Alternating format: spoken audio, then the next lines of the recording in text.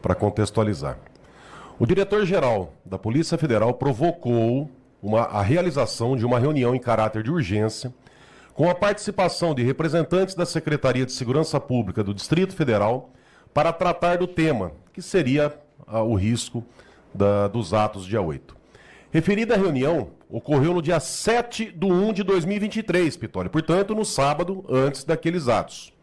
Na sede daquela Secretaria Distrital, onde se encontravam o senhor secretário de Segurança Adjunto, Dr. Fernando de Souza Oliveira, presta atenção nesse nome agora, a responsável pelo planejamento da segurança, Coronel PM Cíntia Queiroz, que é quem criou o PAI, né? E pela polícia, PAI, Plano de Ações Integradas. A gente comentou estratégicas na terça-feira, é Plano de Ações Integradas. E pela Polícia Federal, o diretor-geral, Dr. Andrei Augusto Passos Rodrigues. O atual coordenador-geral de Contra-Inteligência, Dr. Tiago Severo de Rezende, e o então chefe do Comando de Operações Tática, COT. Na ocasião, o senhor diretor-geral da Polícia Federal externou a preocupação da Polícia Federal com o deslocamento de pessoas para Brasílias, marcadas para o dia seguinte, ou seja, no domingo, objetivando ocupar a esplanada dos ministérios e contestar o resultado das urnas eleitorais conforme ampla divulgação em redes sociais, ao que foi informado pelos representantes da Secretaria de Segurança Pública do Distrito Federal de que estavam cientes, portanto, quem coordenou, quem montou o Plano de Ações Integradas, Coronel Cíntia, da Secretaria de Segurança Pública do Distrito Federal, estava ciente daquelas viagens do deslocamento para Brasília. Prossegue a coronel o documento. E que haviam se planejado adequadamente para manter a segurança diante do evento anunciado. O senhor diretor-geral da Polícia Federal destacou na ocasião o elevado grau de ameaça à segurança e solicitou providências visando o isolamento da esplanada dos ministérios, de modo a impedir a aproximação daquelas pessoas que se mostravam pelas redes sociais inconformadas com os resultados das eleições presidenciais.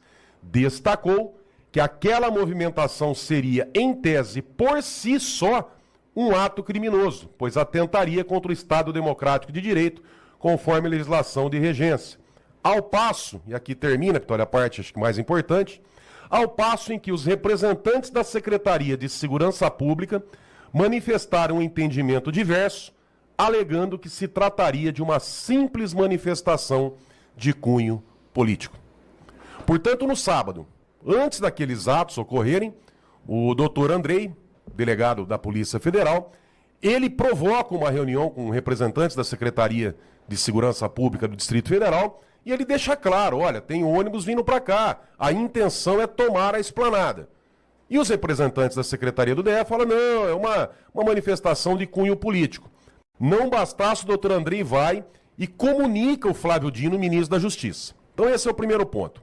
Segundo ponto, doutor Saulo, que era diretor da ABIN, Agência Brasileira de Inteligência, no depoimento na CPI dos atos que ele deu na Câmara Federal, ele deixou claro que entre os dias 2 e 8 de janeiro, a ABIN produziu 33 alertas, sendo que no sábado, no domingo pela manhã, do dia 8, o doutor Saulo comunicou o G Dias que 150 ônibus estariam indo para Brasília com intenções ali de ocupar, com intenções que poderia dar problema, tanto é que o G Dias, isso aí o próprio doutor Saulo disse no depoimento, ele fala que o G Dias às 8h30 da manhã, ele fala, acho que vamos ter problemas.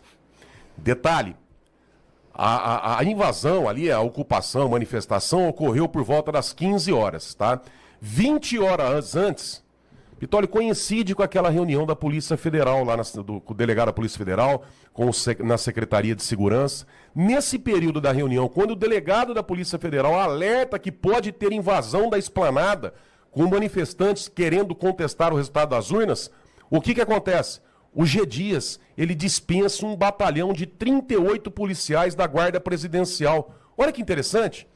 De manhã, o Flávio Dino vai para o Ministério da Justiça com mais algumas pessoas que nós não sabemos quem são essas pessoas e essas imagens são apagadas. A Coronel Cíntia, lembra que ficou responsável pelo plano de ações integradas, que mesmo diante ali o alerta do doutor Andrei da Polícia Federal, ela falou, não, é uma manifestação tranquila, tal. Ela dá um depoimento na CPI, desta vez do Distrito Federal e não da Câmara dos Deputados, onde ela fala, estava previsto a descida dos manifestantes para segunda. Mas espera um pouquinho, o delegado tinha falado para ela no sábado, olha, amanhã eles vão descer. A previsão, nós temos informações, os alertas da ABIN. E a Coronel Cíntia fala assim, não, a previsão é para segunda-feira. Perfeito. Só que no domingo, Pitoli, por volta de 1h da tarde, aí que entra outra figura-chave nesse quebra-cabeça. O Coronel Edivan, coronel do trânsito, ele sobe num trio elétrico e ele fala para os manifestantes, olha, vocês vão descer para a esplanada, que por sinal estava fechada, viu, Pitoli?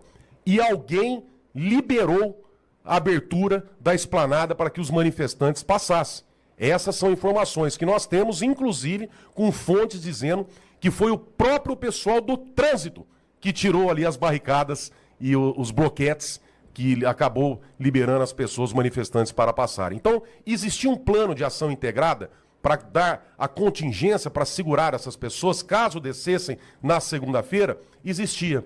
Agora, como que um coronel, ele sobe num trio elétrico? Pitoli, eu tive lá.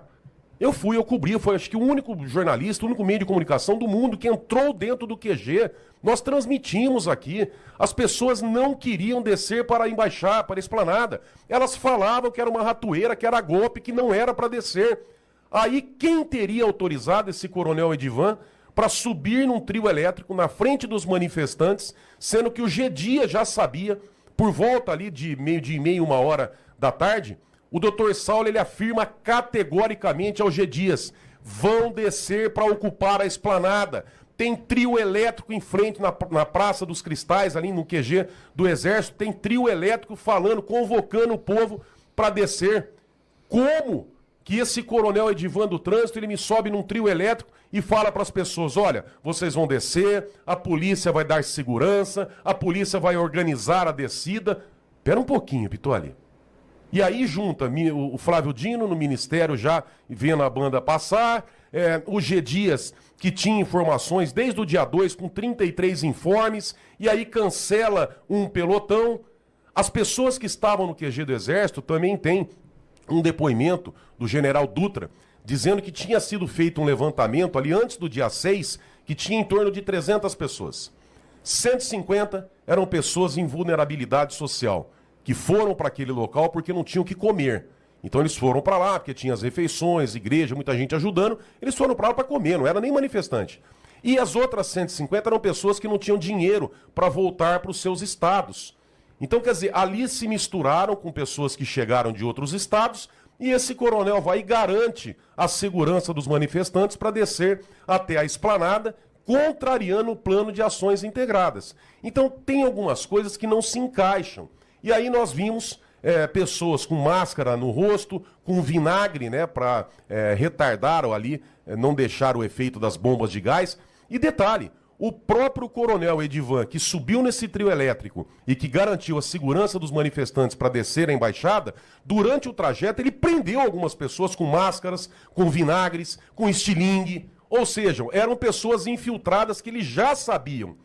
Outro fato, quando começa a descer os manifestantes em relação à esplanada, chegando ali perto da rodoviária, o G. Dias ele convoca um pelotão de polícia e não dois, que seria o normal para conter aquela manifestação. O normal já seria lá a Força Nacional, que o Flávio Dino, na sexta-feira, no dia 6, já tinha assinado uma portaria, eu tenho a cópia dessa portaria, autorizando o uso da Força Nacional.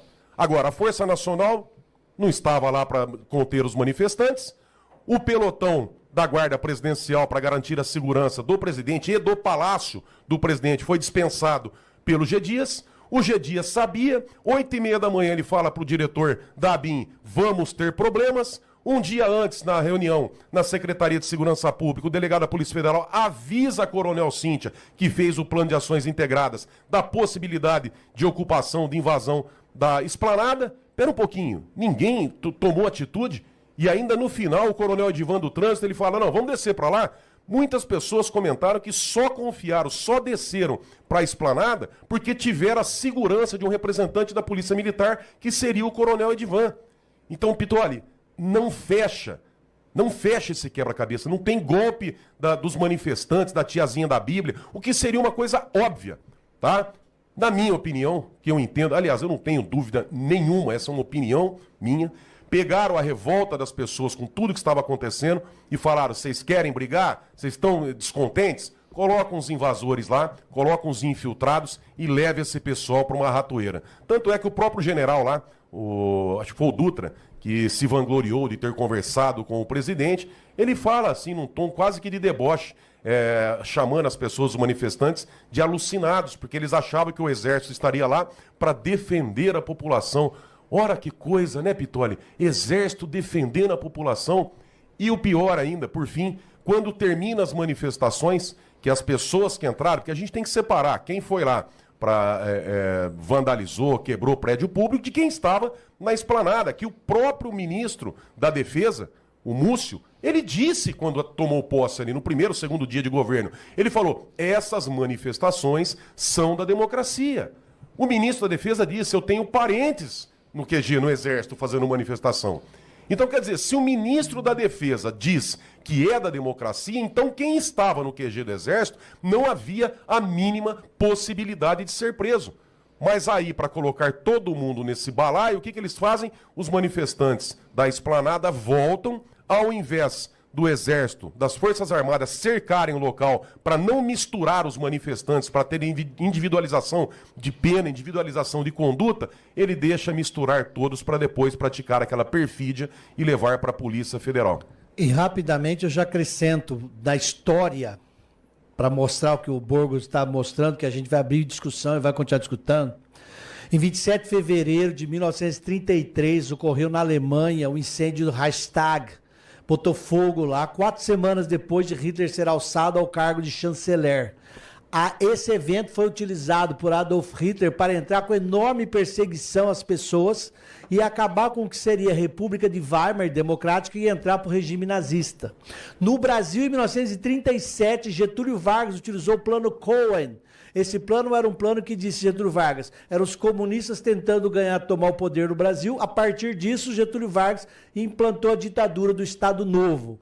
Então, o que acontece dia 8 de janeiro no Brasil, historicamente, pode se aliar realmente a esses processos históricos de criar uma situação para apontar o inimigo produzido na prática por quem quer se vangloriar ou dar resultado. A frase é sempre aquele negócio, né, Burgo? Quem é que foi beneficiado? Aí você descobre quem produz o problema. Se o golpe é do Bolsonaro, é o que nós conversamos na terça-feira. Se o golpe é do Bolsonaro, por que o Dino não mostrou as imagens? A empresa pagou as imagens de segurança? Uma banana. Pois é, pessoal. O padre que eu vou mostrar para vocês agora merece uma estátua aqui no estado de Goiás. Ele é um padre de Goiás.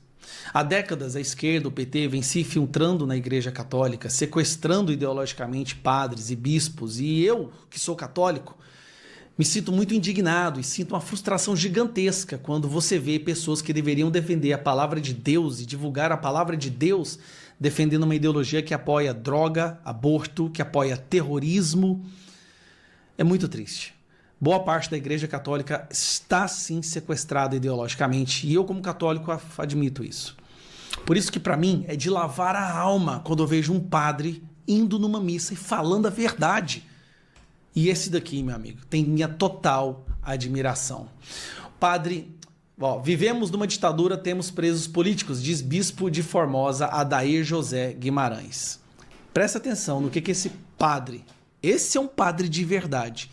No que ele falou durante uma missa, que o Brasil inteiro tem que escutar isso aqui.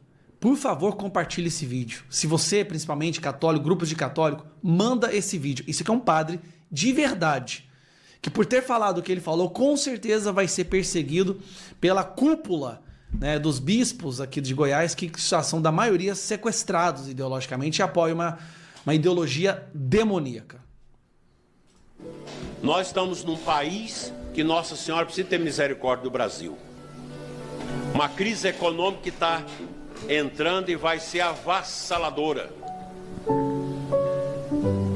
Porque Quando o ímpio governa, o povo geme.